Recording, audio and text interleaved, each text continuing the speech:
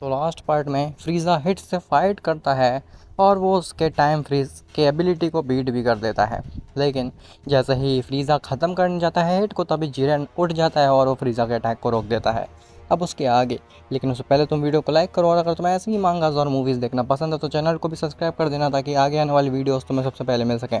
खैर, story continue करने से पहले मुझे कुछ कमेंट्स आए थे इससे रिलेटेड कि फ्रीज़ा को मैंने कमज़ोर क्यों दिखाया उस टूर्नामेंट में।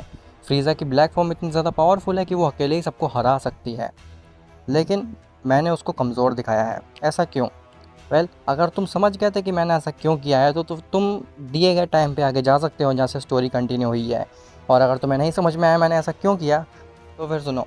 मैंने ऐसे इसलिए किया क्योंकि जब टूर्नामेंट ऑफ पावर ख़त्म हुआ था, तब लास्ट में जिरन ने कहा था कि जब भी मैं नेक्स्ट टाइम तुमसे फाइट करूँगा गोकू, यूनिवर्स 7 को मैं बीट कर दूँगा। इसका मतलब है कि जिरन ने टूर्नामेंट ऑफ पावर के बाद से काफ़ी ज़्यादा ट्रेनिंग की होगी। और हमने केवल फ्रीज़ा को ही देखा है ब्लैक फ्रीज़ा फॉर्म अचीव करते हुए, हमने जिरन को या फिर हिट को देखा ही नहीं है मांगा में। इसीलिए हम ये कह नहीं सकते हैं कि वो वीक होंगे फ्रीज़ा से या फिर स्ट्रॉन्ग होंगे फ्रीज़ा से। इसीलिए मैंने इस टूर्नामेंट में फ्रीज़ा को ज़्यादा ओवर पावर्ड नहीं दिखाया, क्योंकि हमें नहीं पता है कि जिरन और हिट किस लेवल तक जा चुके हैं। खैर, अब कंटिन्यू करते हैं अपनी स्टोरी को। खैर, तो एक तरफ होते हैं जिरन, टोपो और हिट, और दूसरी तरफ होते हैं गोहान, ब्रोली और फ्रीज़ा। फ्रीज़ा अपनी ब्लैक फॉर्म में, गोहान अपनी बीस्ट फॉर्म में, और ब्रोली अपनी recently achieved legendary super Sen 3 form में ट्रांसफॉर्म हो जाता है। वहीं टोपो, जिरन और हिट भी अपनी स्ट्रॉन्गेस्ट फॉर्म में ट्रांसफॉर्म हो जाते हैं। जिसके बाद जिरन सीधे अटैक कर देता है ब्रोली के ऊपर, हिट अटैक कर देता है फ्रीज़ा के ऊपर, और टोपो अटैक कर देता है गोहान के ऊपर। ब्रोली अपनी लेजेंडरी सुपर सैयन 3 फॉर्म में इतना ज़्यादा स्ट्रॉन्ग बन गया था कि वो आसानी से जिरन की फुल पावर को टक्कर दे रहा था। उन दोनों में समझ ही नहीं आ रहा होता है आखिर की जीत कौन रहा है। वहीं गोहान की बीस्ट फॉर्म इतनी ज़्यादा स्ट्रॉन्ग होती है कि टोपो की हकाई फॉर्म उसके सामने कुछ लग ही नहीं रही होती है। ऐसा लग रहा होता है कि टोपो एक बच्चा है और गोहान उसको काफ़ी आसानी से डोमिनेट कर रहा होता है। टोपो जितने भी अटैक कर रहा होता है वो सब गोहान इतनी आसानी से खा जाता है, टैंक कर जाता है, मानो कि गोहान को बस एक मधुमक्खी ने काटा हो। गोहान कहता है, क्या हुआ टोपो, तुम इतने ही पावरफुल हो? मुझे लगा था कि तुम और ज़्यादा स्ट्रांग हो चुके होगे टूर्नामेंट ऑफ पावर के बाद से, लेकिन मैंने देख लिया है कि तुम्हारी लिमिट को टूर्नामेंट ऑफ पावर के बाद से ज़्यादा इंक्रीज़ नहीं कर पाए हो। खैर, अब काफ़ी समय हो गया है और समय आ चुका है इस टूर्नामेंट में, इस अरीना से तुमको बाहर करने का। ऐसा बोल करके गोहान अपनी स्पेशल बीम को रेडी करने लगता है। वहीं हिट टाइम फ्रीज़ की एबिलिटी का इस्तेमाल कर तो रहा होता है, लेकिन वो फ्रीज़ा के हार्ट अटैक से नहीं बच पा रहा होता। मतलब कि गोहान और फ्रीज़ा तो काफ़ी आसानी से टोपो और हिट को हरा रहे होते हैं। अगर कोई अच्छी टक्कर दे पा रहा होता है तो वो होता है जिरन केवल। खैर, हिट रियलाइज़ करता है कि गोहान टोपो को मारने वाला है। तभी हिट टाइम फ्रीज़ करता है और वो जा करके टोपो को बचा लेता है उस बीम से।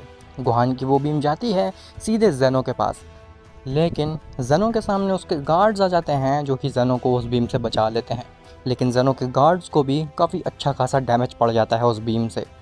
जेनो कहता है, नाइस, इस मॉडल की एनर्जी बीम तो कुछ ज़्यादा ही स्ट्रांग थी, इसने मेरे गार्ड्स को चोट पहुंचा दिया जो कि इस मल्टीवर्स के सबसे स्ट्रॉन्गेस्ट फाइटर्स हैं। मानना पड़ेगा यूनिवर्स 7 के मॉडल्स में कुछ जान तो है।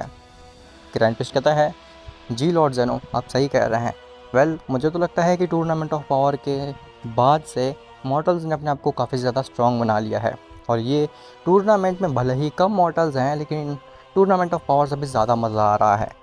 गोहान कहता है, ये क्या हुआ? आखिर ये टोपो बच कैसे गया मेरे अटैक से? तो फ्रीज़ा गोहान के पास आता है और कहता है, हिट ने अपने टाइम फ्रीज़ का इस्तेमाल किया, जिसकी वजह से उसने टोपो को बचा लिया है। खैर, अब हम दोनों को मिल करके इनके ऊपर अटैक करना पड़ेगा, क्योंकि ये अकेले ऐसे ही टाइम फ्रीज़ करके हमसे बचते रहेंगे। गोहान कहता है, तुम ठीक कह रहे हो फ्रीज़ा, हम एक साथ इनके ऊपर अटैक करते हैं। ऐसा बोल करके फ्रीज़ा और गोहान एक साथ ही अटैक कर देते हैं उन दोनों के ऊपर, और वो काफ़ी अच्छी कोऑर्डिनेशन से उन दोनों को ही बीट करने लगते हैं। खैर, जिरन और ब्रोली की फ़ाइट में ब्रोली जिरन से कहता है, बस बहुत हो गया जिरन, अब तुम्हारा गेम ख़त्म करने का समय आ चुका है। ऐसा बोल करके ब्रोली दोबारा से मीटियोर अटैक को रेडी करने लगता है।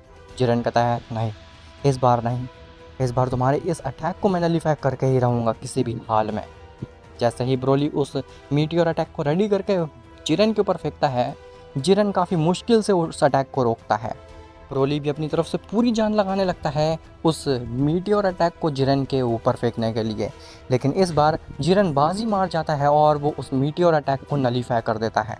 जिसके बाद वो मीटियोर अटैक हवाई में फट जाता है और उससे एक स्पार्कल होने लगता है पूरे अरीना में, जो कि देखने में काफ़ी ज़्यादा खूबसूरत लग रहा होता है। मार्गरेटा समझ जाती है कि अब गेम ख़त्म होने वाला है इन सब का, सब कोई हारने वाला है, मुझे जल्द से जल्द कुछ करना होगा, नहीं तो यूनिवर्स 11 बहुत जल्द से जल्द हार जाएगा। खैर, मार्गरेटा पोटारा रिंग्स को निकालती है और उसको जिरेन की तरफ फेंक देती है। मार्गरेटा कहती है, जिरेन इन पोटारा रिंग्स को पकड़ो और फ्यूज़ कर जाओ टोपो के साथ में। जिरेन उन पोटारा रिंग्स को पकड़ लेता है, लेकिन वो जैसे ही उन पोटारा रिंग्स को टोपो की तरफ थ्रो करने जाता है, वो देखता है कि टोपो बहुत बुरी तरीके से बीट हो रहा है और वो ऑलमोस्ट हारने ही वाला है गोहान से। जिरेन जल्दी से ही उनकी तरफ एक की ब्लास्ट करता है, जिससे कि गोहान, फ्रीज़ा, टोपो और हेड काफ़ी दूर जा कर के गिरते हैं। जिसके बाद जिरेन टोपो के पास पहुंचता है और उसे पोटारा रिंग्स दे देता है।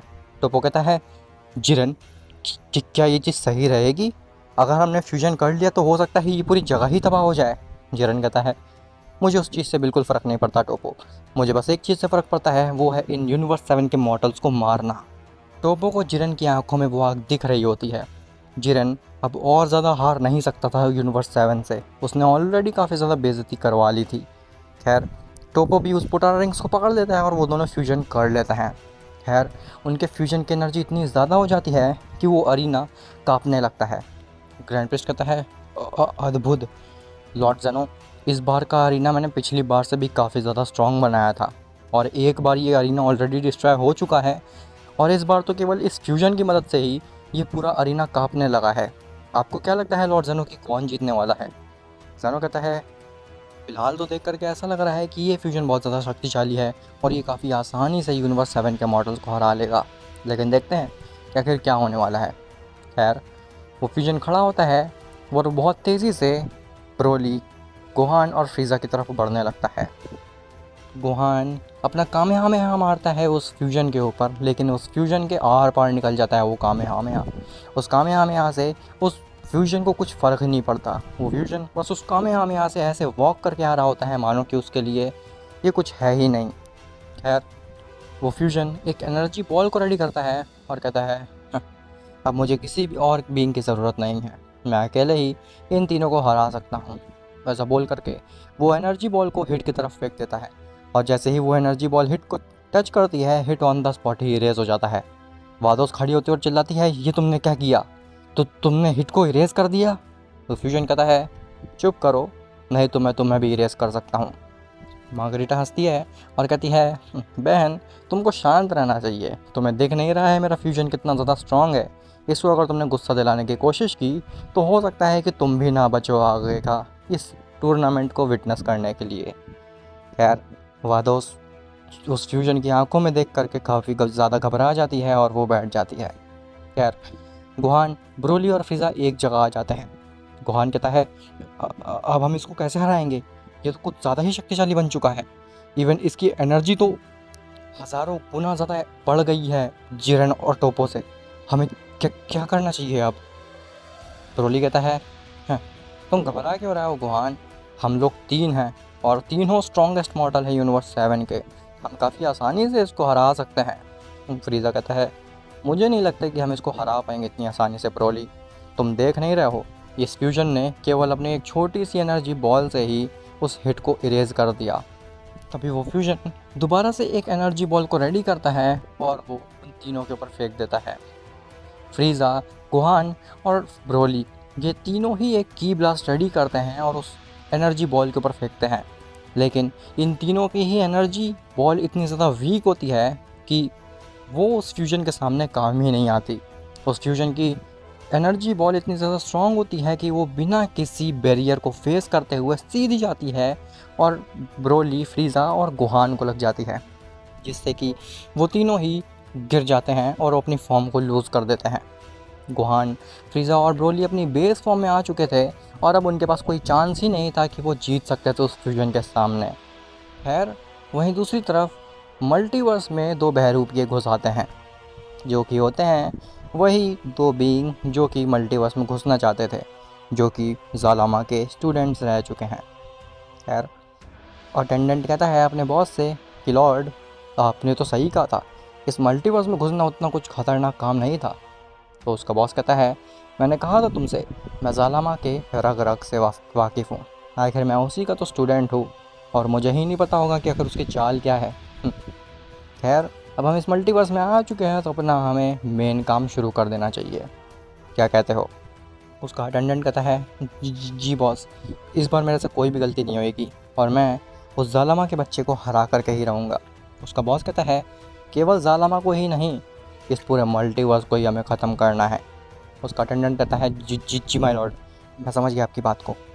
खैर, वहीं ज़ालिमा गोकू और वजीटा को ट्रेन कर रहा होता है।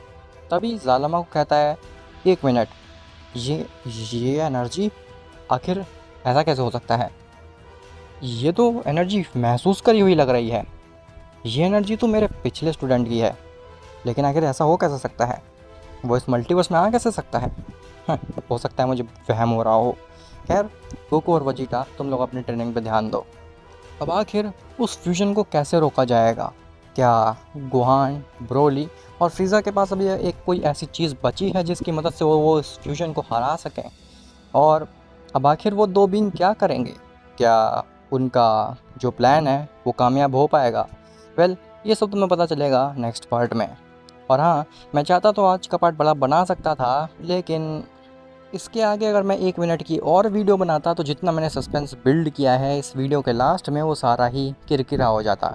इसीलिए मैंने डिसाइड किया कि जितना भी सस्पेंस है वो सब नेक्स्ट वीडियो में ब्रेक होगा, कि आखिर क्या होने वाला है उस फ्यूजन के साथ में और आखिर वो दोनों बीइंग क्या करेंगे। तो मिलते हैं तुमसे नेक्स्ट पार्ट में, तब तक के लिए बाय बाय।